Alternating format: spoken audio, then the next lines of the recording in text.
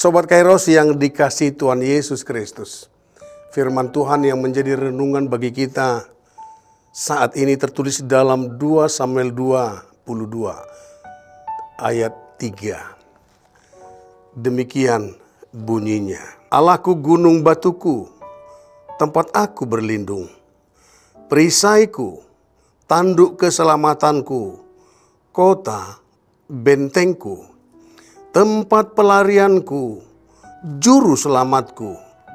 Engkau menyelamatkan aku dari kekerasan. Sedemikian firman Tuhan. Sobat Kairos yang dikasihi Tuhan Yesus Kristus, kekerasan adalah perlakuan yang sangat menyakitkan. Jika perlakuan kekerasan dilihat oleh seorang anak belia, dia dapat membuat si anak mengalami gejala traumatik.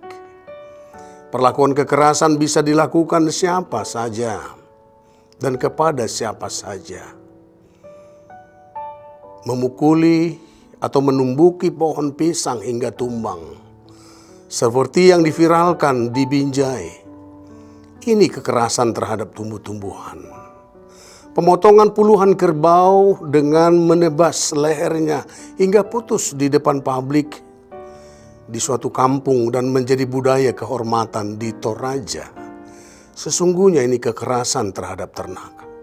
Sobat Kairos yang dikasihi Tuhan Yesus Kristus, perlakuan kekerasan kerap kali dilakukan di masa perang, dilakukan semena-mena. Penganiayaan terhadap yang tak berdaya, tidak manusiawi, sungguh biadab. Walau dilakukan kepada yang dianggap bersalah, apalagi kepada yang tidak bersalah. Sungguh ini tidak pantas. Tidak sedikit keluarga kita yang merantau ke negara jiran atau tetangga bangsa kita mengalami nasib yang pahit, bermaksud untuk mengadu dan merubah nasib. Bukannya beruntung, malah buntung.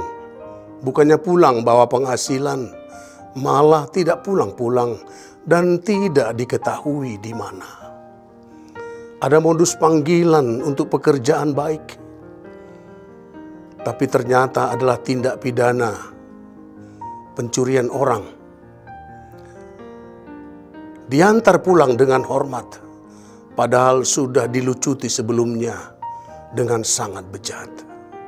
Seorang perempuan polos, Jessica Wongso, masih dan terus mendekam dalam terali besi, dituduh melakukan tindak pidana pembunuhan dengan memasukkan cyanida ke kopi yang diberikan kepada temannya almarhum Mirna. Tidak ada bukti, tidak ada CCTV, tapi hukum merujuk kepada Jessica. Dinyatakan dia sebagai pelaku walau belum nyata dan belum ada bukti. Bukankah ini tindak kekerasan? Sahabat, mungkin kamu dan mungkin aku lepas dari tindak kekerasan.